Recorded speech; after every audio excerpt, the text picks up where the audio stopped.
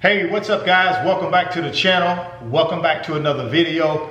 If you're stopping by the channel for the first time, please consider subscribing to my channel. And while you're at it, smash that like button for me. I really would appreciate it. In today's video, we're going to be talking about real estate investing. We're going to take $50,000 and we're going to look at two potential investment scenarios and then decide which one is going to provide us with the best cash flow or the best capital appreciation. Now, I'm using $50,000 because most of us that are going to be looking to invest in real estate can really see ourselves putting together or coming up with at least $50,000 to invest. Now, I know some of you guys out there who make a lot of money, are seasoned real estate investors, invest a lot more than $50,000, and that's fine. And I know some people will say, hey, you can't find a $50,000 property where you can get $1,000 a month in cash flow. Well, guys, I disagree with that. There are plenty areas in this country where you can buy a $50,000 1 to 4 family dwelling and rent it through Section 8 for $1,000 per month. Now, I get it. Perhaps you can't do it in California. Maybe you can't do it in Seattle, Washington. Maybe you can't do it in Washington, D.C. Maybe you can't do it in places like New York City. But that's okay. These other 45, 46 other states in our great country, you can find deals just like this. The first one is you would take the $50,000 and you would just buy the property outright. You would look to get about $1,000 a month in rent. Your expenses are going to be about $300 a month on that $50,000 property that you paid cash for. 30% of your gross rents is a good number to anticipate or estimate for expenses when you're just trying to figure out if a property is right for you. So that's the reason why I'm using $300, because that's 30% of $1,000. Now, after you pay your expenses, since you don't have a mortgage on this $50,000 property because you paid cash, then your net operating income, or NOI, is about $700 a month. So let's jump back up here. Our gross rents are going to be about $12,000 a year. Our annual expenses, property taxes, insurance, repair and maintenance, are going to be about $3,600 a year. And then our NOI, or net operating income, is going to be about $8,400 per year. Now, on these expenses right here, these are just your general expenses. These do not include if you have to do some type of, capital maintenance on these types of properties where you need to go in and do some capital repairs. That doesn't take that in consideration. It only takes in consideration just your normal, general, annual expenses. So what's your cash on cash return on a $50,000 property that's netting you $8,400 per year? Well, the way you would determine that is you would take your $8,400 and you would divide it by the amount of money you have invested into this project, which is 50 grand. When you do the math on that, you'll get about a 16.8% cash on cash return on your $50,000, which is a really good cash on cash return. It's a $50,000 property, so it's not going to be in the best section of town. It's going to probably be in an area of town that's declining values, probably has a little bit higher crime rate. So you're not going to get a lot of appreciation on this property. What you're going to get is a bunch of cash flow, but you're not going to get a lot of capital appreciation. So let's just say you got 1% a year for the next 10 years. So over the next 10 years on this property, you're going to get a 1% appreciation, or over 10 years, you're going to earn about an increase in appreciation of about $5,000. Now, scenario number 2 is where you are going to look for a $200,000 single family home, and you're going to put your $50,000 as a down payment, and then you're going to get a bank loan for $150,000. Now that bank loan is going to be a 30-year fixed, hopefully a 3.5 or less fixed interest rate for that 30 years. The rent you're going to get is going to be about $1,500 a month, because obviously the value of that property is a lot more than a $50,000 property. And this property right here is probably going to be in a better area of town that doesn't have a high crime rate, and it does have some good appreciation opportunity as well. So you're paying more for this property, but you're going to leverage your $50,000 with a bank loan to control a $200,000 property. As I mentioned, rent's going to be $1,500 a month. Your expenses are going to be $450 a month, and that's 30% of your $1,500.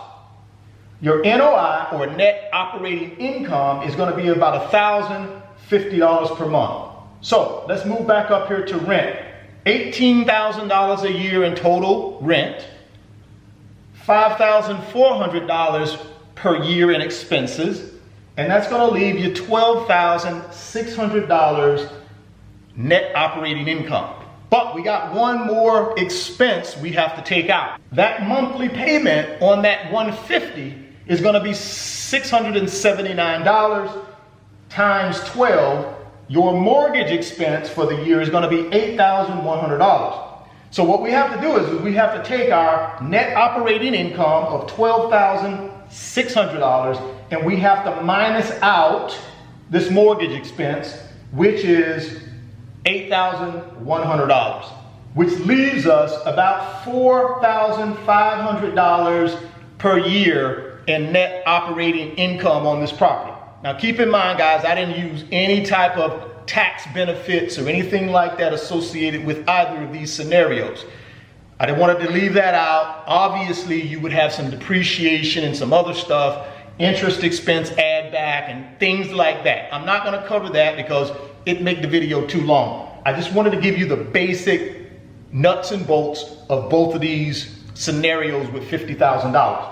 Okay, let's move on. So what's the cash on cash return on this $200,000 property?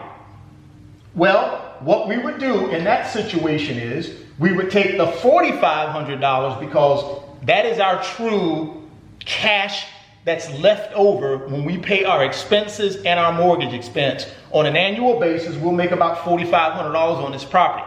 So you take the $4,500 and you would still divide it by the $50K, because that's your money you got in the deal.